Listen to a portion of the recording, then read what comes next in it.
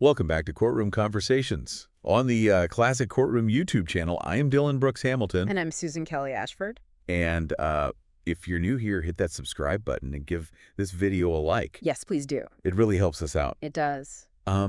Today we're going to be diving into a case that's got everyone in the news world talking. Oh, yeah. This is a big one. It is. Really is. So we're unpacking a defamation lawsuit against CNN filed by Zachary Young. Right. A Navy veteran who was involved in evacuating Afghans during the 2021 withdrawal.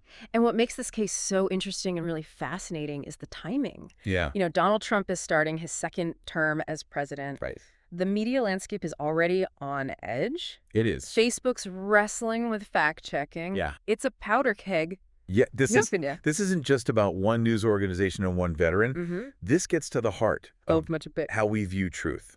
Who gets to tell it, and what happens when those stories collide. Exactly. So to really understand the weight of this, we have to go back to 2021, the chaotic U.S. withdrawal from Afghanistan. Right.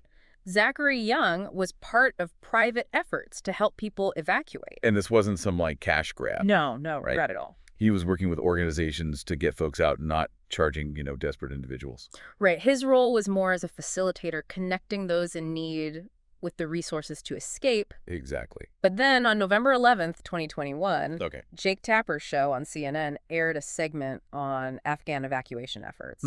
And this segment is the crux of the lawsuit. So what did CNN get wrong, according to Young? Well, they were reporting on what they called a black market for evacuations, implying some were profiting off the chaos. Yeah. And during the segment, they displayed Young's picture. Ah, so it's that visual link that he's arguing is defamatory. Precisely, he claims associating his image with that black market term implied criminal activity, which he vehemently denies. Right. Remember, he'd built a legitimate business around this.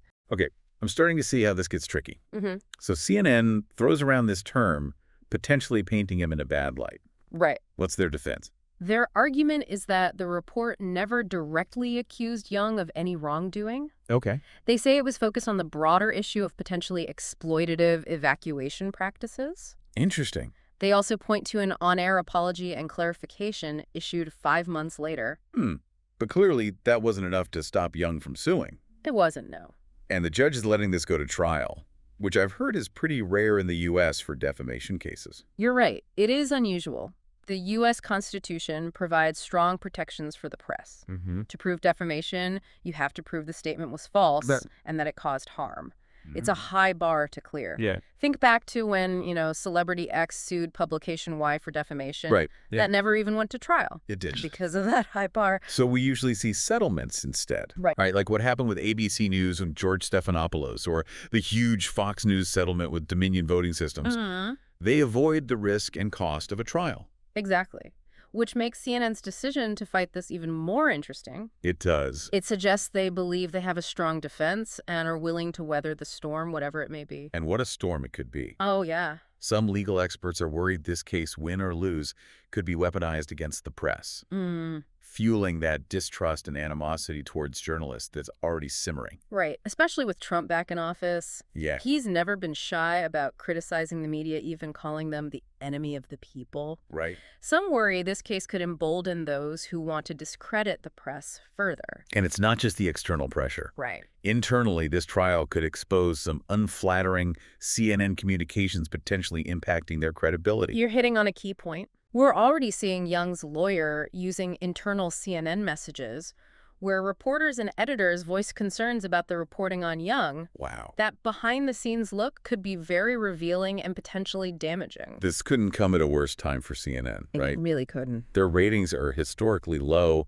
and this adds another layer of complexity to their challenges. Absolutely. It's like a perfect storm brewing that could have lasting consequences for CNN and for the wider media landscape. It really underscores the pressure cooker that news organizations are operating under. Yeah. Okay, so we've talked about the stakes for CNN, but let's connect this back to, like, our viewers. Right. Why should they care about this case? Exactly. Even if they're not journalists or legal experts. Because this trial goes way beyond just CNN and Zachary Young. Yeah. It touches on fundamental questions of press freedom, accountability, and public trust.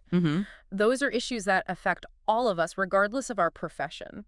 It's a bit chilling to think about Imagine a world where journalists are constantly looking over their shoulder, Right. terrified of being sued for defamation. Exactly. It could create a chilling effect on investigative journalism, particularly when reporting on sensitive or controversial topics. So we could end up with journalists shying away from important stories, especially those involving powerful individuals or institutions, simply out of fear of legal repercussions. And that, in turn, impacts our ability as citizens to hold those in power accountable. Right. It undermines the very foundation of a functioning democracy. This case also highlights that tricky balancing act between protecting the freedom of the press and ensuring individuals aren't unfairly harmed by media coverage. It's a delicate balance, for sure. We need a strong and independent press to hold power to account and keep the public informed. Right.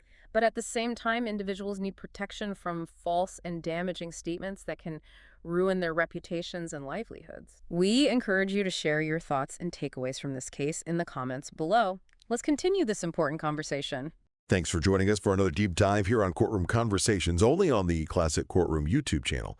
Don't forget to like this video and subscribe to our channel for more in-depth analyses of important legal cases. Until next time, stay informed and stay engaged.